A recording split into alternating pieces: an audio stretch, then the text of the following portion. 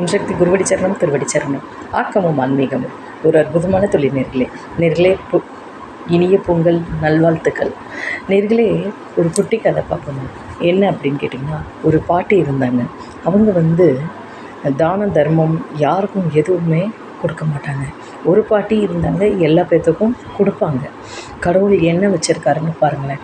ஒரு பாட்டி தான தர்மம் பண்ண மாட்டாங்கன்னு சொன்னேன் பாருங்கள். அவங்க ஒரு நாள் இறந்துடுறாங்க. இறந்து போகிறப்ப பெருமாள் கூட்டிகிட்டு தூதர்கள் கூட்டிகிட்டு போகிற யமதூதர்கள் அப்போ கூட்டிகிட்டு போகிறப்ப நரகத்துக்கு கூட்டிகிட்டு போகிறேன். என்னையே இங்கே கூட்டிகிட்டு வர நாத்தமாக இருக்குது, இதுவாக இருக்குது, என்னால் இருக்க முடியல, நீ யாருக்குமே நீ நல்லது பண்ணலை, அதனால் உனக்கு இந்த லோகம்தான் அப்படிங்கிறார். உடனே பார்த்தா கடைசி நேரத்தில் ஏதாவது ஒன்று நல்லது பண்ணியிருக்கியான்னு யோசிச்சு பாரு அப்படிங்கிறப்ப ஒரே ஒரு தொண்டருக்கு என்னென்னா ஒரு வாழைப்பழம் கொடுத்துருக்காங்க. அதாவது அழுகின வாழைப்பழம் கொடுத்துருக்காங்க. அப்போ அந்த தோலை பிடிச்சின்னு அந்த பழத்தை பிடிச்சிட்டு வா, நான் உன்னை சொர்க்கத்துக்கு கூட்டிகிட்டு போகிறேன் அப்படிங்கிறப்ப ஆஹா நான் நல்லது பண்ணியிருக்கேன் பார்த்துக்கோ, நான் நரகத்துக்குலேருந்து சொர்க்கத்துக்கு போகிறேன் அப்படின்னு ஒரு தற்பெருமையில் 4 அகந்தையில் கிளம்பினான்.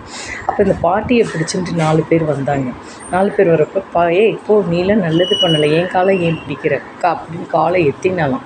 எத்துறப்ப பெருமாள் யமதூதர்கள் என்ன சொன்னாங்க, பாட்டியை நரகத்துக்கே இருந்தலக்கே போட்டாங்க. ஆகையால் 4 அகந்த மமதை யாருக்குமே இருக்கக்கூடாது. கண்டிப்பாக எல்லாம் அவன் செயல், எல்லாம் நாராயணன் செயல், எல்லாம் காரணம் காரியம் எல்லாம் ஒன்றான். நம்ம ஒன்றுமே கிடையாது. பிளான் பண்ணுறதெல்லாம் இப்போ நடக்கிறதான சாத்தியமே கிடையாது.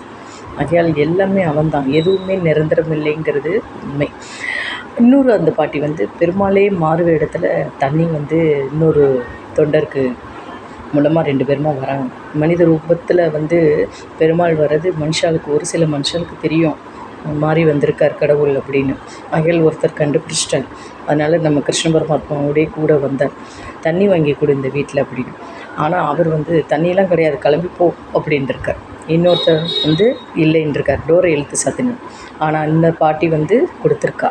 ஆகையால் இந்த பாட்டிக்கு தள்ளாடுற அந்த 90 வயசில் யாருமே இல்லாததில் கடவுள் நான் இருக்கேன், நான் உனக்கு பணிவிட செய்ய நான் வரேன்னு வந்திருக்கார்.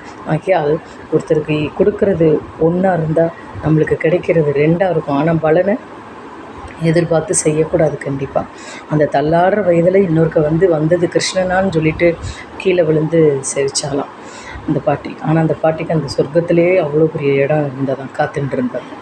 ஆக இந்த கதையை நான் கொஞ்சம் சுருக்கி சொல்லியிருக்கேன். ஏன்னா டைம் உங்களுக்கு இன்றைக்கி நல்ல விஷயத்தை பேசணுங்கிறதுனால தான். அதாவது அவன் ஒருத்தன் தண்ணி தரமாட்டேன்னு சொன்னான் பாருங்கள், அவனுக்கு நிறைய தங்கம் வைரம் வைடூரியத்தை கொடுத்துருக்கான். புரியுதுங்களா? அப்போ எது நம்மளுக்கு பிரயோஜனமோ அதை கடவுள் யார் ரூபத்தில் வேணாலும் நம்மளுக்கு கொடுப்பார். கண்டிப்பாக இன்றைக்கி இந்த வேலை முடியணுன்னு இருந்தால் அவன் செயல் தான். கண்டிப்பாக நான் சொல்லி பொங்கல் பானை வச்சு போட்டுருக்கேன் நேர்களே. என் மாமியாருக்கு உடம்பு சரியில்லைன்னு திருப்பி ரிட்டன் இன்றைக்கி போடுவேன்னா அது கடவுளோட ஆசீர்வாதம் தான். கண்டிப்பாக இன்றைக்கி ஃபங்க்ஷன் நல்லபடியாக முடிச்சு கொடுத்துட்டாங்க. ஆனால் பெருமாள்கிட்டேருந்து கிளியும் மாலையும் விழுகுது. கடவுளோட ஒரு ஆசீர்வாதம் தான். ஆக்கமும் ஆன்மீகமுங்கிறது ஒரு நல்ல ஒரு அற்புதமான தொழில்ங்கிறது உங்கள் மூலமாக தான் வளர்ந்துருக்கு. கண்டிப்பாக நேர்களே.